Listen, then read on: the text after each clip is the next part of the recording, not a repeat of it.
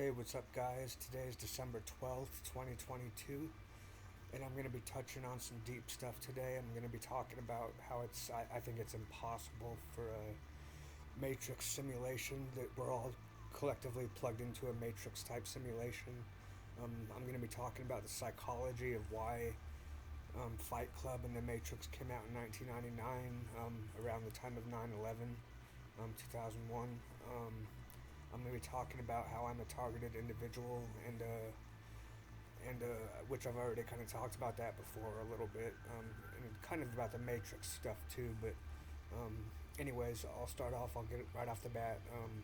And I'll be talking about possibly the new Batman movie, and being chipped, and possibly, as dark as it sounds, possibly like a inevitable fate that awaits for some of us targeted individuals, that like we may already be laying like dormant underground, like MK Ultra clone based kind of stuff.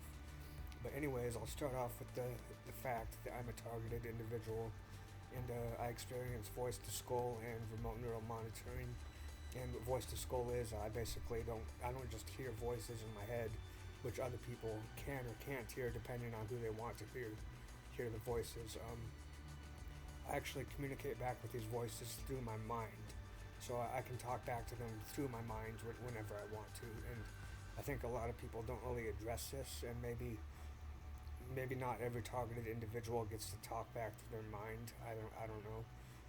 Do I see it as a privilege? I don't know. I mean, I think it's nice I get to talk back through my mind, but and some people might call me crazy and say, "Oh, this is part of your psychosis."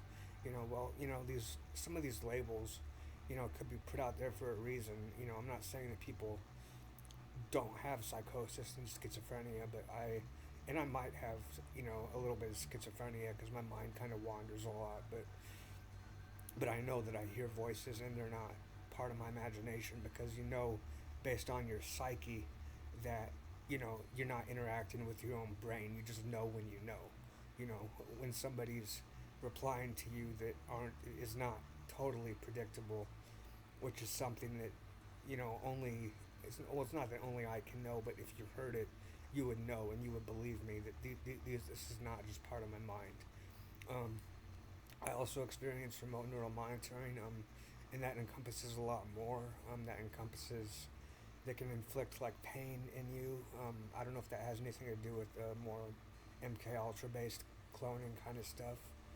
I sometimes I think I am an MK Ultra clone, and I think I've been put in MK Ultra scenarios. Um, I'll kind of tell you about some of the crazy stuff I've been through.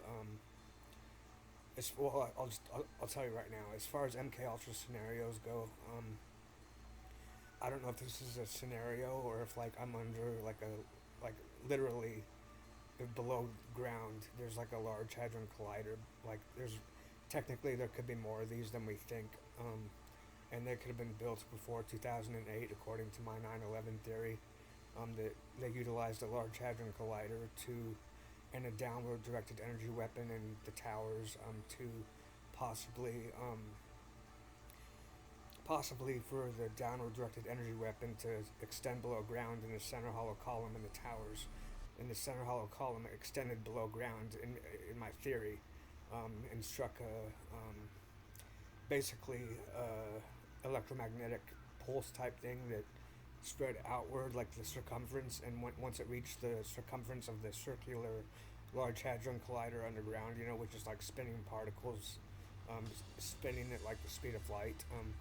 Once the circumference reached that, like what if like it like hugged the electromagnetic energy, and it sped it up and expanded the electromagnetic field, so like the electromagnetic avatars that could be separated from our bodies could be explored by outer space. Because what if 9/11 was about space exploration and about our threshold to disaster? I don't know. And the thing about the electromagnetic field is, well, I gotta tell you, which you probably know, well, first off, Earth has an electromagnetic field already surrounding it. But what if we like either created one or expanded one on 9/11? And all that was just a theory. I don't know any of this stuff. I really doubt that it's true, but it could be true. But we also have an electromagnetic field surrounding our bodies, and so what if you could essentially separate your electromagnetic field from your body and use it to, like as an avatar for like space exploration? So like you're technically in free roam, like in Counter Strike. Once your character dies, like you enter free roam mode, and you can like essentially roam around like freely within the electromagnetic field. I don't know. But anyways, to get back to remote neural monitoring, I know I kind of branched off there a lot. It encompasses a lot more. And basically, like I said, you can feel pain in your body. Like they've made me feel like, and this is, keep in mind, this is the mafia, or who I consider the Illuminati. A lot of people think that's a cliche term, but I think they like using that term, and I think they kind of hijacked the original Illuminati possibly. And it's like a new age type thing where they utilize electromagnetic properties to essentially trick people into thinking we're in a computer simulation or a matrix, when the truth is that it's all these like little hidden truths within this idea that was planted into our minds in 1999, maybe to make it easier for us, maybe to complicate it, I don't know which one, but this idea that we're in a matrix simulation can encompass all these smaller truths, and these smaller truths are the truth. The truth is not that we're in a computer simulation. Guys, it would be impossible to render a computer simulation when you think about it. To render like all of our bodies, rendering all the grass, sand, the inside of the earth, all the insects, everything at the same time. And this is where the debate comes in. Now, if it's choice-based, it would be especially hard to render, because if we're essentially making choices within a system, like a computer simulation, the system would have to be ready for like many alternate possibilities at the speed of like an instant, like that, like just, it would have to basically, the system would have to work harder to, because it doesn't know the choices we're going to make. Like, think of like a child on a beach. A child's mind is more curious, an adult's mind is more bewildered, if that's a better way to put it. But with the child's mind, they might see some sand, they might see a rock, their mind might immediately switch from the rock to the sand to the rock. They're constantly engaged, but like at a constant rate. It's in certain situations. And like that's an example of something being hard to render. But not only that, like just because you're not interacting with it, in my opinion, doesn't mean it wouldn't have to be rendered. Because there's the wind factor. The wind can change directions at any given time. It blows the sand. The grass blows in the wind. Each individual blade of grass can be torn apart. It grows. Guys, we're not in a computer simulation. This is the natural Earth. Like the Native American Indians. Like, I love their belief in Mother Earth. Their passion about it, because it not only reflects the how we should treat Earth, but the reality of reality is that we're not in a simulation. Now, some people might say, well, what if the simulation is based on like either predictable, like, for lack of a better word, logarithms, or what if the simulation is based on the fact that the human brain is already blueprinted, and the system knows choices that we're going to make already? Well, basically, that would make it more of a possibility, in my opinion, that it could be a possibility to render a simulation matrix. But I don't know enough about that stuff. I don't know enough about like the human brain being blueprinted, but I do know that if the human brain is blueprinted, and the system technically like has this blueprint within its I don't know.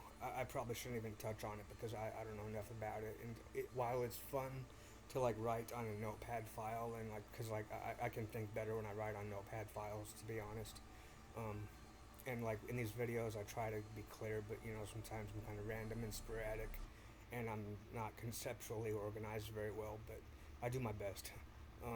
But anyways, um, oh, and to get back to remote neural monitoring, sorry, I keep jumping between remote neural monitoring and the matrix simulation type stuff. But with remote neural monitoring, you might ask how it's possible. Well, they utilize satellites and they target our, like I said earlier, we all have an electromagnetic field surrounding our bodies, and these satellites can target our electromagnetic field. And basically, they can, like I said, they can cause pain. They can make you feel like you have like brain cancer, which I've felt before, which really, really sucks. It's like mental turmoil. It's like your brain is being suffocated. That's the best way I can explain it. Not that I know what like it feels like to have brain cancer, but you know, it's what I'm guessing it could feel like. I don't know. Also, these this these, um, the with remote neural monitoring, they can use sexual-based weapons to stimulate you. They can stimulate you sexually by targeting a specific part of your electromagnetic field, and obviously, you know what that part is. It's your private area, you know, and it's sickening what these weapons can do, you know, and if these people like want a crime to be more of a likelihood to happen, they can essentially target that area, and they can make you essentially like horny, you know, and you know, for lack of a better word, and and they can. I also think that they can like pretty much hypnotize you, and with this hypnotism, it's probably a rare form of control, because especially when you get somebody that is going to be honest, like in their testimony about something, because you know, I'll be honest, a while ago I did, you know, I won't go into any details, but I made a really, really big mistake, and you know, karma might, you know, it could come back on me, but and that's a harsh reality to face, you know, but that's just the way it is, you know, and but I'm not considering, or I'm not considering the realm of possibility that that these weapons could have been used on me that night, that I made this mistake, and you know, I basically think that I may have been a victim of remote neural monitoring that night, and this has been a while now. This was like 9 years ago. But anyways, so yeah, now I'm gonna talk about. Oh, and by the way, I'm very, very sorry to this person. I never apologized to them like I should have, and just to let them know. I mean, not that they're watching this, but they would. I don't even. I hardly know who it is, but I'm very, very sorry to this person, and you know, over anything in my life, over any choice I've made, I would go back and take it and not do what I did over any other choice or any tragedy in my life that's happened. I'd rather have not made that mistake. But anyways, so to talk about the psychology of The Matrix coming out in 1999, like I said earlier, I think it was kind of because the Matrix kind of wanted to encompass all these like smaller truths, and like in this reality that struck us on 9/11/2001. Well, in the Matrix movie, Neo's passport expires on 9/11/2001, and you know, I'm still trying to figure out. I think it's his passport, or either his passport or a Metacortex badge, but I think it's like a passport or something. I don't know. But it expires on 9/11/2001 if you flip the image upside down, and or just look at the image upside down, if you can look at it that way, in the Matrix movie. And so you know, 9/11 ties into the Matrix somehow, whether it's intentional for whatever purpose. I don't know the exact purpose. You know, the Wachowskis, if I said their last name right, the Wachowski sisters, they obviously know why they put this in the movie, I would think, you know, unless it's some prop guy that put it in the movie and added it for the sake of either sensationalism or for, like I said, a deeper reason that may or may not have anything to do with the Wachowski sisters. I don't know. But anyways, basically, The Matrix coming out in 1999.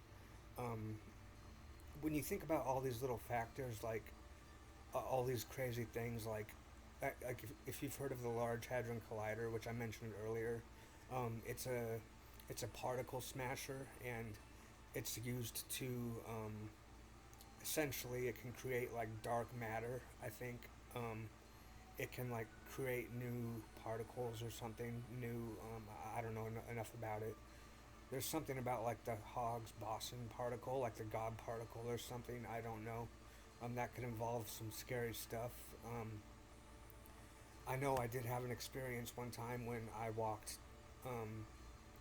Well, I won't say where I went, but not that I went anywhere like did something bad, but like I was going through a really strange experience in which um, I wasn't in control of my like the gravity around me. Like, well, I mean, gravity controls us, but like it wasn't behaving normally around me. Therefore, like I was like falling to the side when I stepped forward. It's like that my weight would shift forward awkwardly.